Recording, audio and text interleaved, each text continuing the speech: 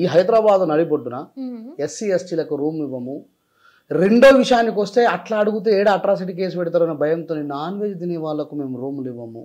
చాలా కమ్యూనిటీస్ అంటే వీళ్ళ దృష్టిలో నాన్ వెజ్ తినే కులాలు అంటే ఇంకా నాట్ ఓన్లీ ఎస్సీస్, ఇక వాళ్ళతో తలకాయ నొప్పి ఎందుకురా, మనోళ్ళని ఏది అంటే వెజ్ తినే కోమటోళ్ళని కావచ్చు లేదా బాపనలో కావచ్చు మన రూమ్లలో పెట్టుకుందాం అనేటువంటి డిస్క్రిమినేషన్. రెండే కులాలు. ఇప్పుడు మీరు అన్నట్టు నాన్ వెజ్ తినని వాళ్ళు మా అంటే బాపన వాళ్ళు ఇప్పుడు వాళ్ళు కూడా తింటున్నారు. నేను చూసాను, బోర్డ్స్ అయితే చూసాను వెజ్ అండ్ నాన్ వెజ్. కాకపోతే పర్టికులర్ గా మీరు అన్నట్టు అట్రాసిటీ కేసు వేస్తారని అలాంటి పెట్టకూడదని ఈ వంకతో పెడుతున్నారు అనేది నేను ఏకీభవించాను సార్. అంటే మీరు ఏకీభవించకపోవడానికి ఒక కారణం ఉండొచ్చు, నేను ఏకీభవించడానికి వందలాది కారణాలు ఉన్నాయి. అలాంటి డిస్క్రిమినేషన్ యొక్క సమాజానికి నాయకుని నేను, యూ డోంట్ ఫర్గెట్ దట్. ఆ డిస్క్రిమినేషన్ సమాజానికి నాయకుని నేను. వాళ్ళు వాళ్ళ సమస్యలు నా దగ్గరకు తీసుకొని వస్తారు, మీ దగ్గరకు తీసుకొని రారు. మీరు ఫేస్ చేస్తారా స్వయంగా?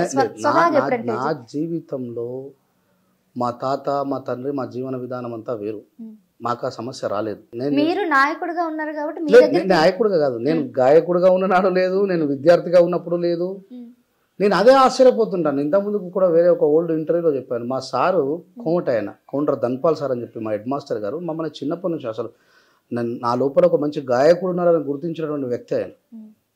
ఆ రోజులలో మా సార్ అట్లా మమ్మల్ని డిస్క్రిమినేట్ చేయలేదు, చాలా ప్రేమగా చూసుకొని మంచి బొట్టు పెట్టి ఆయన జేబులో నుంచి దువ్వెన తీసి మంచిగా దూసి అరే నువ్వు పాడిపోరా, నువ్వు చాలా మంచిగా పాడతావు అని చెప్పినటువంటి ఆ రోజుల్లో నుంచి ఎందుకు ఇంత ఆధునికతలో రూపాంతరం చెందుతున్న సమాజంలో కూడా డిస్క్రిమినేషన్ ఇంత ఘోరమైనటువంటి వివక్షతకు గురించి ఒక్కటి కాదండి, కోకొలలు ఉన్నాయి మా మీద జరిగిన డిస్క్రిమినేషన్లో. మొన్న రీసెంట్గా వికారాబాద్ జిల్లాలో జరిగింది. ఒక విప్రోలో జాబ్ చేసే అబ్బాయి వాళ్ళ కుటుంబ సభ్యుల మధ్యలో గుళ్ళో పెళ్లి చేసుకుందామని పోతే పంతులు గారు ఉంటే మీరు ఎస్సీలు మీరు గుళ్ళోపల చేసుకోవద్దు, గుళ్ళోపల మీన్స్ గర్భగుళ్ళో కాదు, మామూలుగా గుళ్ళో హాల్ ఉంటుంది కదా అక్కడ చేసుకోవద్దు అని చెప్పి అంటే ఆ పిల్లలు లొల్లి పెట్టుకున్నారు. మీకు ఎన్ని డబ్బులు కావాలో చెప్పండి, మీరు ఎందుకు ఇట్లా చేస్తున్నారని చెప్పంటే ఆ లొల్లి జరుగుతుండగా ఆ పంతులు గారు కొడుకు బయటకు తీసుకుపోయి గుడి బయట పెళ్లి చేసిండు. గుడి బయట పెళ్లి చేస్తే వాళ్ళు ప్రొద్దున ప్రెస్ మీట్ పెట్టిండ్రు. అది కాస్త సోషల్ మీడియాలో వైరల్ అయి నా వరకు వచ్చింది. అంతకుముందే మన క్రాంతి సిగ్నేచర్ స్టూడియోలో పనిచేసే ఆ క్రాంతి మన చీకోడి ప్రవీణ్ అన్న ఇంటర్వ్యూ చేస్తూ, అన్న మీరు హిందువులకు అండగా ఉంటారా, హిందువులలో ఉన్న దళితులకు కూడా అండగా ఉంటారా అంటే, నా దళిత సోదరుని ఎవడైనా డిస్క్రిమినేట్ చేస్తే నా దగ్గరకు తీసుకురండి, ఫస్ట్ నేను వాళ్ళ సంగతి చూస్తాను అన్న క్లిప్ నేను చూసి నేను చీకోడి ప్రవీణ్ అన్నకే ఫోన్ చేస్తాను. అన్న మరి ఆ రోజు ఇట్లా అన్నారు, ఇది కేవలం కెమెరా ముందరనే నిజంగా కూడా అట్లా చేస్తారంటే రాజేష్ నెవర్ అని చెప్పి ఆ ఇన్సిడెంట్ మీద ఆయన రియాక్ట్ అయ్యి ఆ పంతులు గారి భార్యతో నాకు ఫోన్ చేయించిండు. అయ్యా మా భర్త తెలుసో తెలియక, ఒక గుడి పూజారి తెలుసో తెలియక తప్పు చేస్తాడా అండి చెప్పండి మీరు?